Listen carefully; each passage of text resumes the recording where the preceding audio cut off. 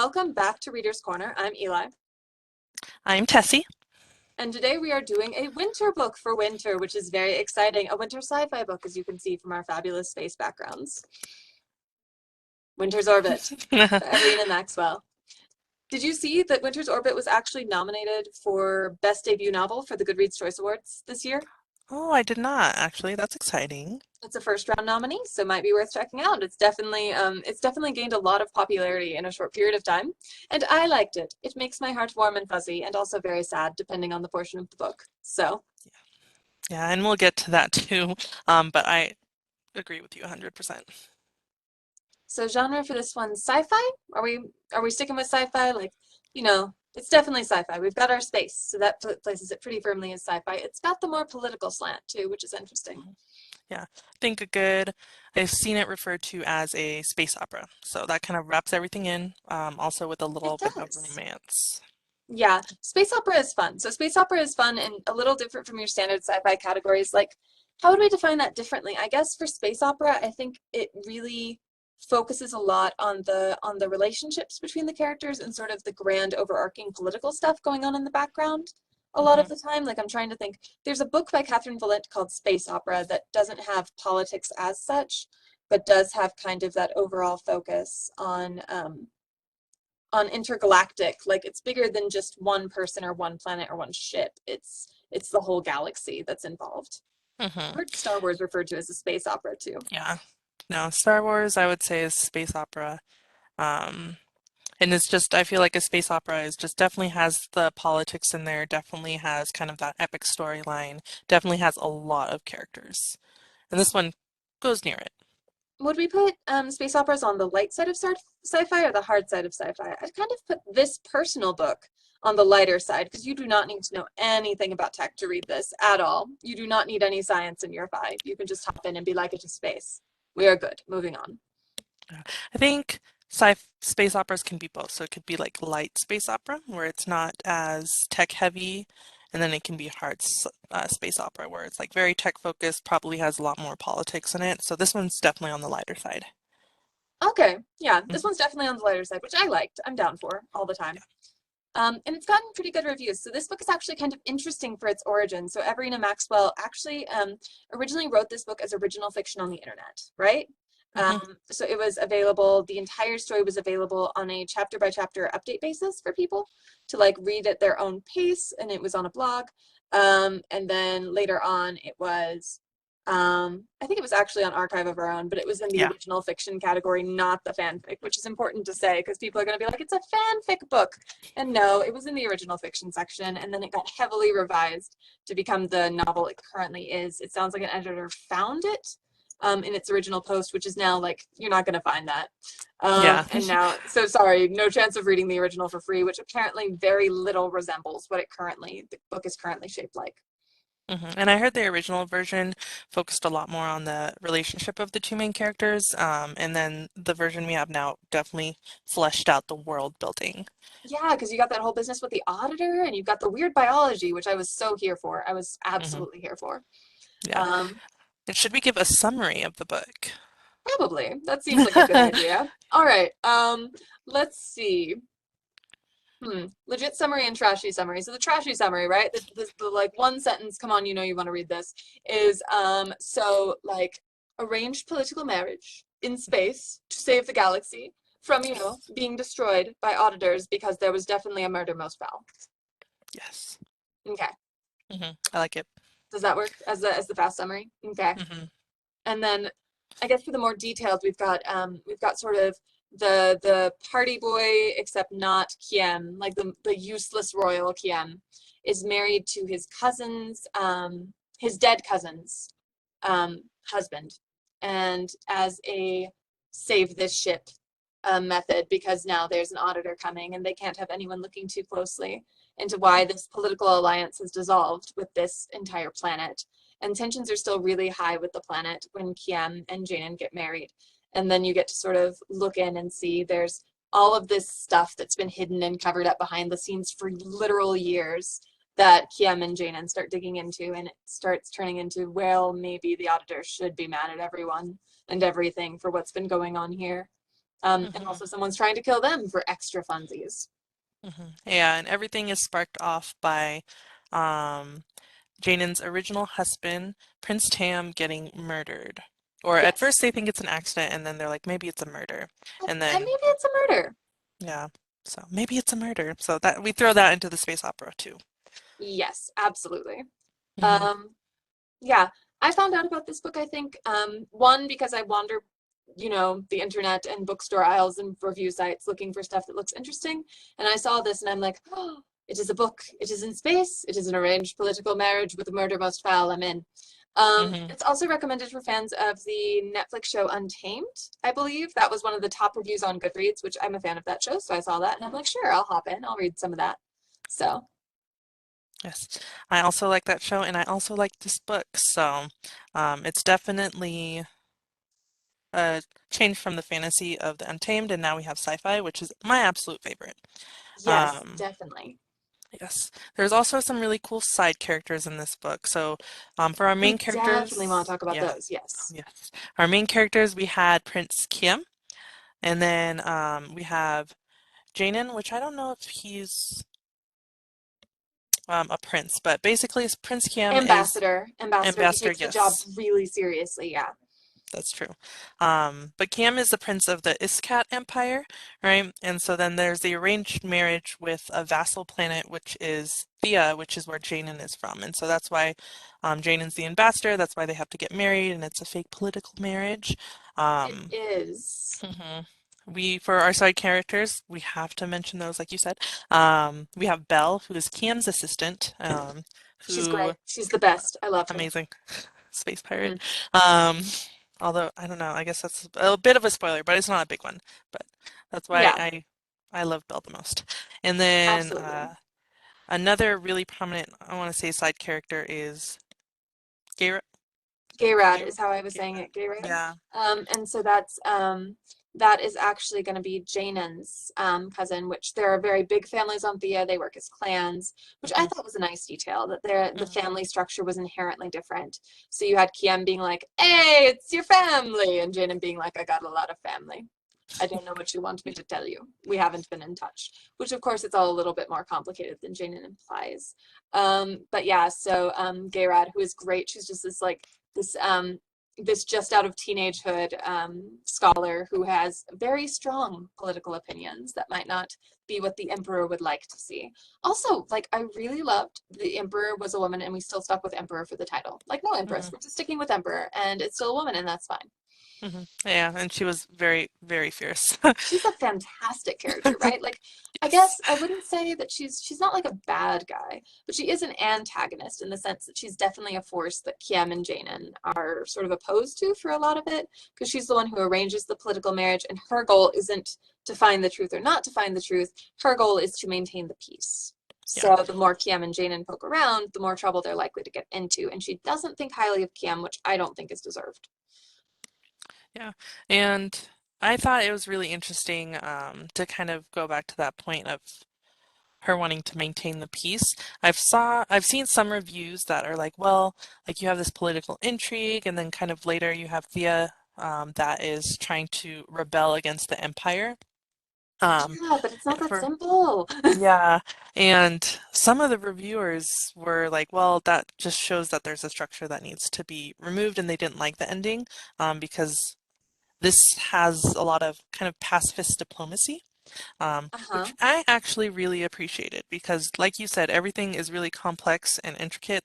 There's a lot of different plot lines going on, and I appreciated that they kind of looked at it and they're like, well, this isn't really going to fix a lot of things, but it is going to maintain a peace. Right. Like I don't I don't know that I would necessarily call it pacifist diplomacy because there's definitely like the possibility of war is on the table. Yeah. And that is referenced and that is mentioned, and people are not afraid to go to war. But Hmm. I think the conclusion they come to at the end of the book is one that is imperfect politically and doesn't have that revolution behind it. It's really interesting, right? Because I actually read like a bunch of the space politicky books like back to back next to this one. I also read Rory Thorne Destroying the Multiverse, which takes a very different tack to that ending. And I was like, all right, but like I like how this one's like this isn't the perfect solution, and it's definitely implied that like, nah, this isn't done. There's still going to be changes happening within the system now. We're not done. We just didn't have a full-on scale rebellion at the last minute, and so I think that's also valuable to know. Hmm. What do you think about some of the other world building that was in this book? The birds! Are we talking about the birds? Can I talk We about can, the birds? Can I talk yeah, about the those are birds? fun. Okay. The birds. So there's these things, right? There's these things that Kim keeps on referring to as birds. And you're like, cool, birds. He feeds the birds on his windowsill, a Disney prince. We love this.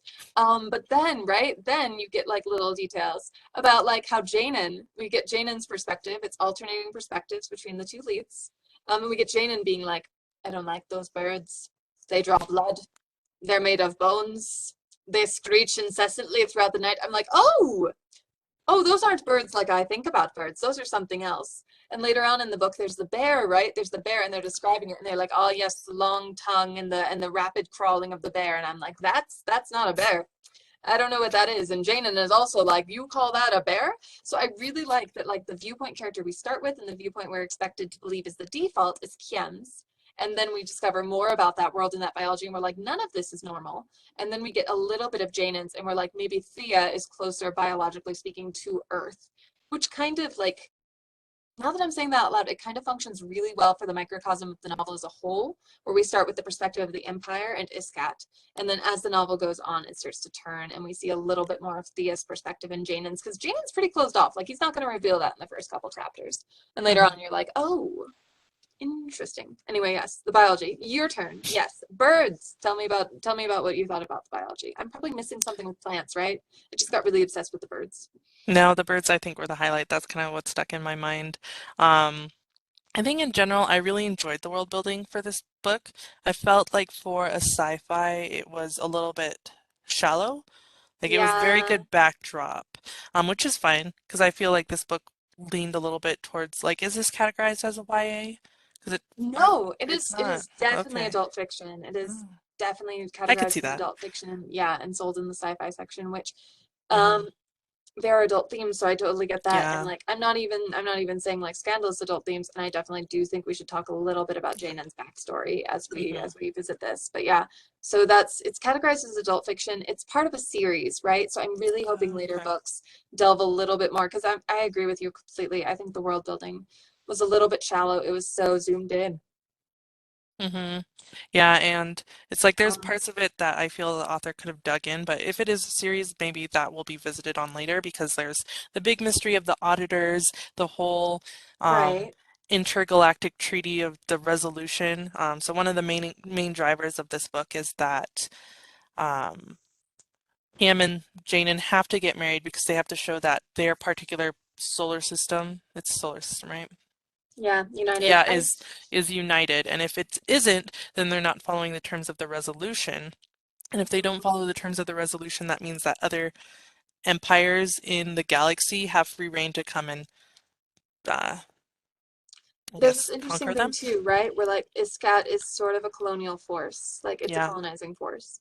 And Mm-hmm. so the auditor is definitely like, all right, so are y'all colonizers or are y'all not colonizers? How you want to play this? Because like I told you you had to play nice with the other kids, and I don't think you are, which is an oversimplification of the auditor's position, but it definitely, it's very interesting to have this overarching authority sort of moderating how much colonizing can take place while colonizing is still allowed and encouraged. So, like, that's trippy. Yeah, that should definitely be explored later. And I'm seeing that as In well the in other series. sci-fis. Yeah, I'm Yeah. seeing that Memory Called Empire did the same, right? Okay. Where it has the colonizing force. That one didn't have the overarching Mm, person to that didn't have a monitoring force though, so it felt different, hit different. So, and then I guess Baru Cormorant also has the colonizing force. yeah. But both of those, the colonizing force makes the rules, and this one, we've got a colonizer and they don't make the rules. Hmm. Cool. It's pretty interesting. Um, Yeah, I think another part of the world building which is really interesting is the ISCAT gender spectrum. So that was kind of cool with Yeah, kind of displaying gender. um, what's like gender performance through It like was metal the and beads and wood. Mhm. It was the jewelry that's displayed, right? That Yeah. indicates whether he, she, they is Hmm. what you should be using for for the given person. And I liked that. I Hmm. liked that they had that system and that they had like the very clear display that this is demonstrated differently and this is something that's demonstrated differently. Hmm. I liked the clan flags as well. So Yeah. there was with Thea, there's the gender. Oh, sorry, was it Thea or Iskat that has the gendered? I thought it was Thea. Is- no, ISCAT had the gender spectrum that they kind of Iskat has the gendered spectrum. enforced across their colonial empire. Um, That's right. That's right. It's universal. And so, yeah, Thea has a different system, but we yeah. never really find out much about it. And then you have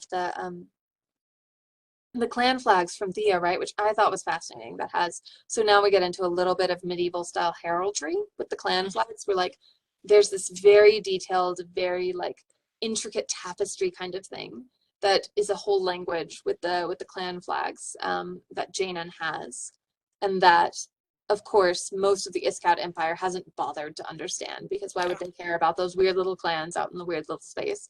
And Kiem Hmm. is like, yes, I married you. I should probably know about your flag.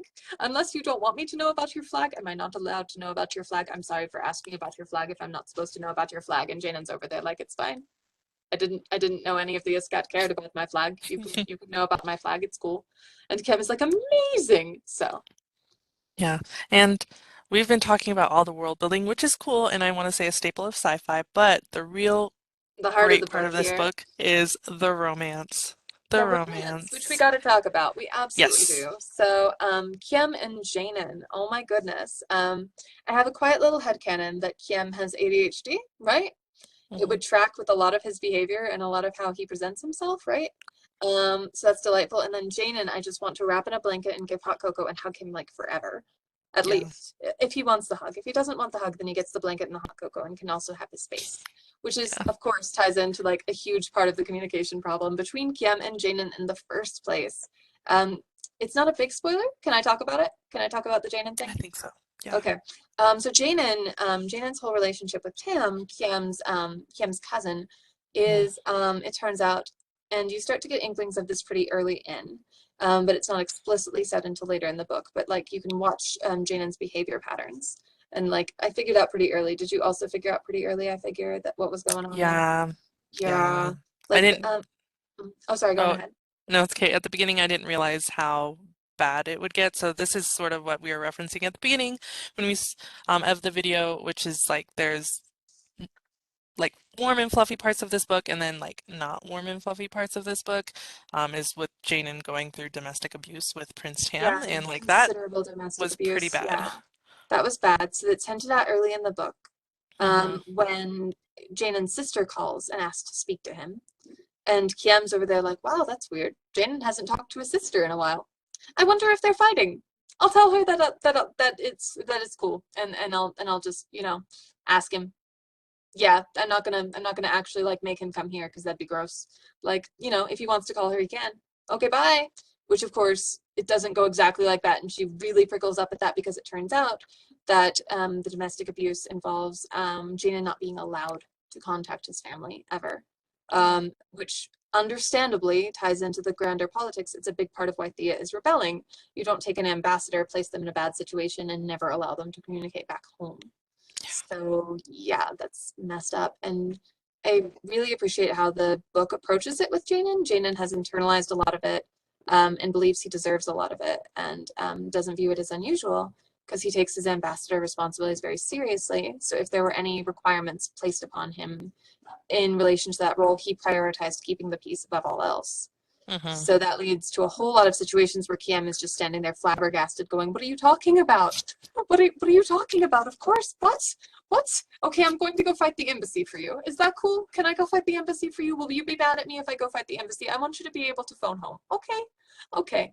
And that's the other interesting part, right, is because of the nature of this and the nature of TAM in the general scheme of things, a lot of the regulations placed on Janan are being reinforced and or covered up by the people in charge. So they've Yeah. manufactured reasons why Janan cannot call home. And so then Kiem has to jump in and be like, hello, I would like to do a murder. I should not because my husband would like me to not do a murder, but like I could. Yeah. I'm And I prepared to be the obnoxious royal. Everyone already hates me. Please change this. Yeah, and I found that really interesting because at the beginning, like their communication was so bad. Like there's so many scenes So where they bad. both fail so bad, and then it just gets progressively a lot better, which was really nice to see. And I appreciate as well that they're both doing their best and we get to Yeah. switch like head perspectives. Neither of them is trying to hurt each other. They're both doing the best they can with what they have. Hmm. And even so, it ends up so messed up all the time where like they both did the exact best they could and the other person interpreted it in exactly the opposite way. And they're both just sitting there like, all right, I want you to be happy. Whatever that means, that's fine. I'm going to continue doing this thing that seems to make you happy. And the other person is sitting there like, oh no, they're doing something that does not make me happy. It must be because it makes them happy. So like communication is a whole train wreck for these kids. I love them. They're awful. Um, And this is why we like the political marriage trope so much because they never would have gotten together otherwise. yeah, they can't communicate at all, at all, at all. Uh, um, I appreciate that Janen's a professor as well. In addition to an Yep. ambassador, I think that was a very interesting touch.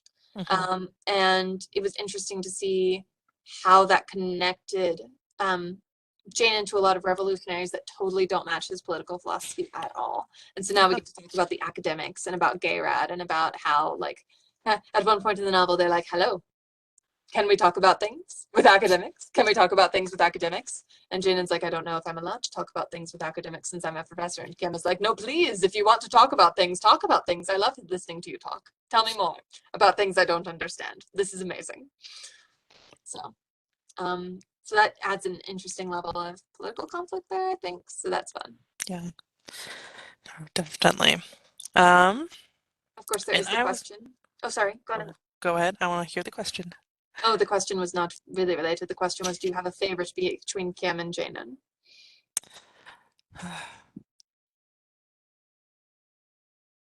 I want to say when I first started reading the book, I wasn't um, crazy about Kim. And I was like, oh, Janen is like, I was like, Janen was my favorite character. And then by the time I got to the end, I just loved them both so much. So You didn't I like want to say, Kim.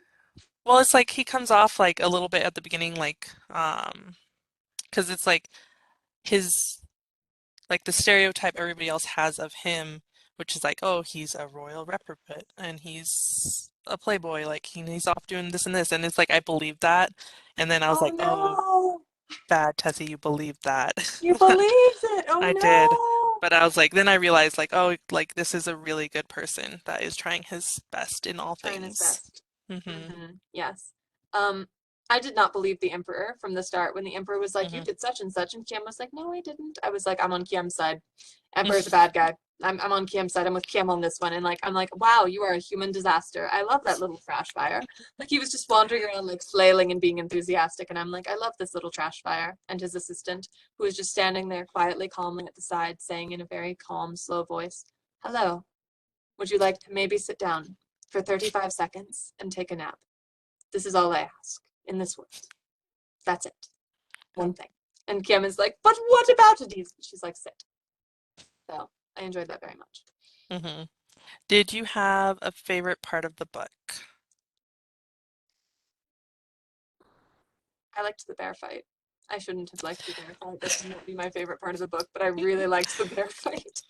I did. I want to say the whole that whole scene because I feel like it's pivotal for their relationship, but it's also a lot of fun where they get trapped on an icy mountain, and I'm like, yep, let's do that trope too. I love it. Let's just lean into it. Let's just absolutely Yep, lean into the being lean trapped on an into it. icy mountain. I also liked Hmm. that Janen was very proficient with staff fighting, which is really good Yeah, as a pacifist to have that ability. And it was a good indicator, right, of like he wasn't just an ambassador. He has other skills. He has other skills that are valued in Thea that weren't valued here. And Kiam is over there hmm, like, "Whoa, you can fight with a stick. That's amazing. I don't know how to fight with a stick." And then the bear fight, it comes in really handy with the lizard bear. I have no idea what to call that thing.